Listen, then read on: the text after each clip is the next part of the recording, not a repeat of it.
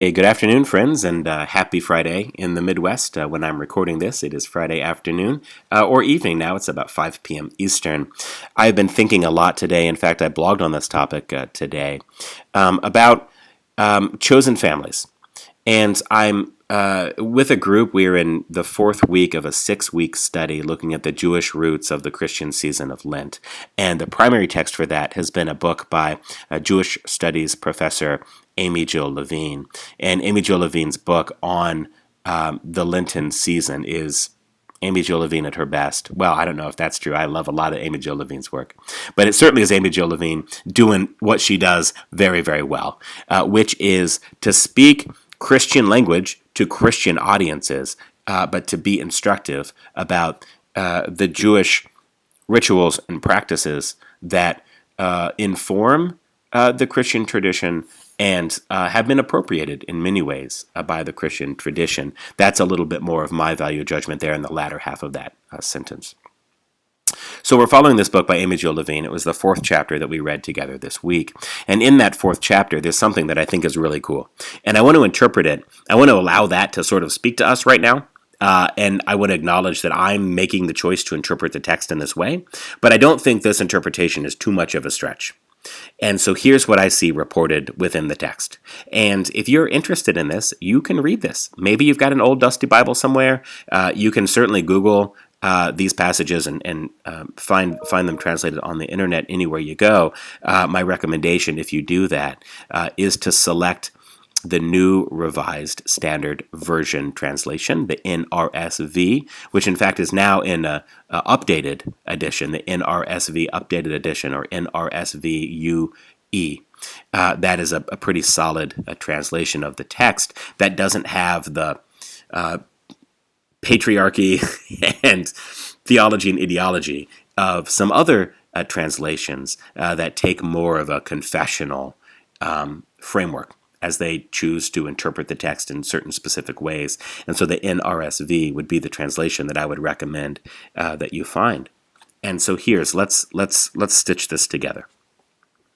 So in Mark chapter 3, Mark is the earliest gospel account. It's written in the 70s of the Common Era. Now, some things that we need to point out about this is that Jesus, if there were a historical figure called Jesus, and some scant evidence for that would be like the Jewish Roman historian named Josephus, who does make a claim that there was a Jesus who they called the Christ.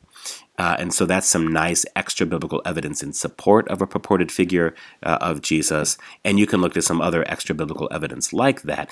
Bart Ehrman, who's a New Testament scholar, provides a pretty compelling case for the existence of an historical figure.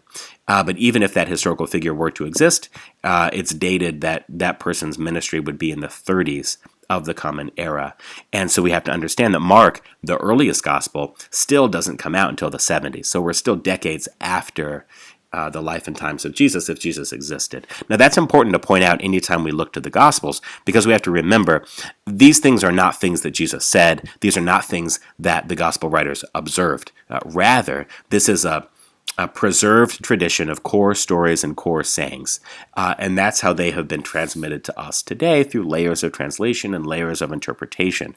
Now, for me, that doesn't undermine my ability to extract meaning from the text. And what I think is interesting is when I talk about this, the Bible is human authored. Oftentimes commenters will say things like, well, if it's not divine, then why even read it?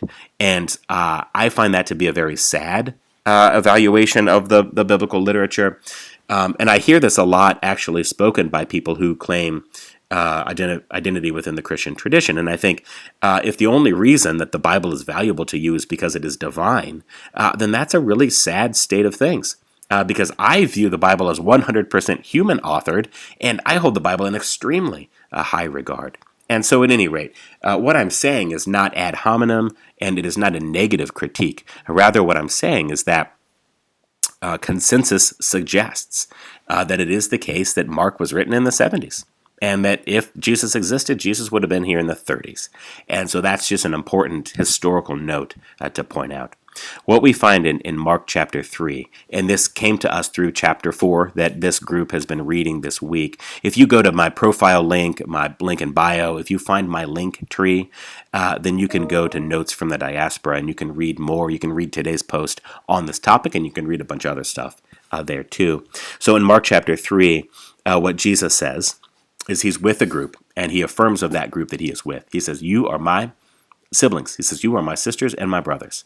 And he affirms what appears to be a chosen family, that this group of people that he's with, that those are his sisters and his brothers. And then a few chapters later in Mark chapter 6, words attributed to Jesus in a constructed narrative about Jesus in his hometown. He says, prophet's not even accepted in your hometown. And it's interesting, and I think it's almost funny.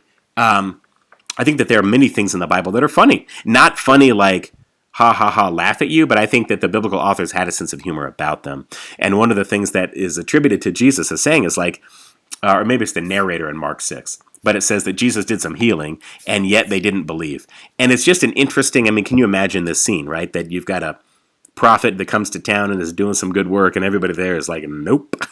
It's interesting, right, to think about those relationship dynamics. And so today I've been thinking about what does it mean to affirm a community, a chosen community, and then to be rejected from your biological community, and what that speaks to me. So now I am departing from the biblical literature, okay? I want to be clear about when I'm interpreting, when I'm adding something into the text, versus when I'm trying to read out of the text, right? When do you read into it, and what do you read out of it? Now, what I've taken out of the text, what I've extracted, what I've interpreted firsthand from the text, is that in Mark 3, Jesus speaks to a group of actually people in a very vulnerable position, women who are not with husbands, which would be a very vulnerable position. So Jesus speaks to people in a vulnerable community and affirms that they are his siblings, and then later goes to his actual hometown where his biological family is, and he finds rejection there.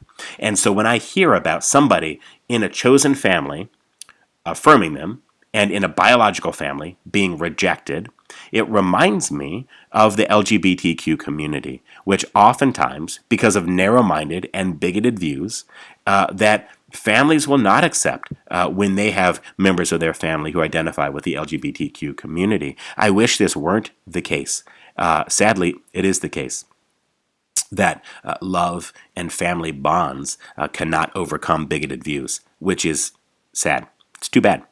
But how cool that the same people, potentially, I would think that people who would reject you because of an identity may be those people who think they follow Jesus. And isn't it cool to read right out of the earliest gospel two different scenes, one in which a group of vulnerable people that Jesus is with, he affirms as his siblings, and then he goes to his biological family, and there he is rejected. Now, there's a lot of theological stuff going on there, and I don't think that's the only reading of the text. I'm not sure that's even the most correct reading of the text. Biblical scholars are welcome to disagree. But my reading of the text is that Jesus affirms a chosen family while being rejected from a biological family. And so if you identify with a community that has been rejected from a place you should have been loved, and then you found a chosen family that affirmed you where you do find love, well, then what you are doing is you are doing the same thing that Jesus was doing, and that's pretty cool.